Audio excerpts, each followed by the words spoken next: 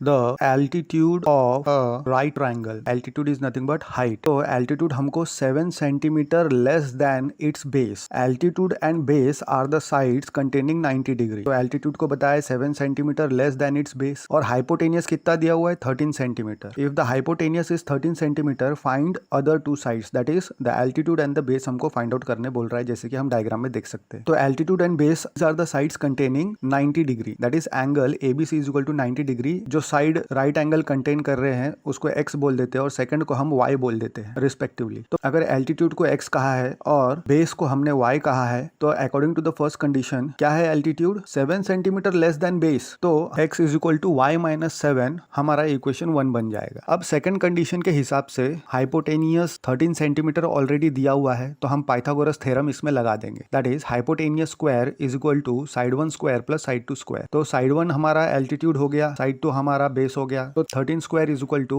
y minus 7 का square plus y square. 13 का square is 169 and a minus B का whole square is equal to a square minus 2ab plus b square. तो हम उसको expand कर लेंगे तो हमको क्या मिल जाएगा y square minus 14y plus 49 plus y square is equal to 169. अब सिमिलर टर्म एक साथ ला लेंगे 2y square minus 14y minus 120 is equal to 0. अब तीनों टर्म में हमको कॉमन फैक्टर दिख रहा है कि 2 है तो 2 से डिवाइड करेंगे थ्रू आउट तो हमको y square minus 7y minus 60 is equal to 0 हमारा ये क्वाड्रेटिक इक्वेशन बन गया इन टर्म्स ऑफ y. अब इसको हम standard equation of quadratic polynomial से कंपेयर करेंगे तो a1 मिल गया b minus 7 and c is minus 60. तो a इंटू c क्या हो गया 1 इंटू माइनस 60. अब इसका फैक्टर हम निकालेंगे 1 into minus 1 into 2 into 2 into 3 into 5. अब इसका हम ऐसा ग्रुप बनाएंगे कि दो हमको नंबर ऑब्टेन होंगे जिसको ऐड करने पे माइनस 7 आना चाहिए. तो हमने माइनस 12 एक बना लिया और दूसरा नंबर 5 बना लिया. मिडल टर्म हम स्प्लिट करेंगे इसमें. तो y square minus 12y plus 5y minus 60 is equal to 0 हमारा मिल जाएगा. पहले दो टर्म में से y कॉमन निकालेंगे तो y माइनस 12 बचेगा. दूसरे दो टर्म में से 5 कॉमन निकालेंगे तो y माइनस 12 बचेगा. फिर y माइनस 12 कॉमन दिख रहा है हमको टर्म तो उसको निकाल लेंगे तो y प्लस 5 बच जाएगा इज इक्वल टू 0. तो y minus 12 is equal to 0 के लिए y की वैल्यू 12 मिल जाएगा and y plus 5 is equal to 0 के लिए y की वैल्यू माइनस 5 मिल जाएगा. लेकिन हम यहाँ पे बात कर रहे हैं height that is altitude and the base of the triangle की. तो डिस्टेंस तो कभी नेगेटिव हो नहीं सकता. y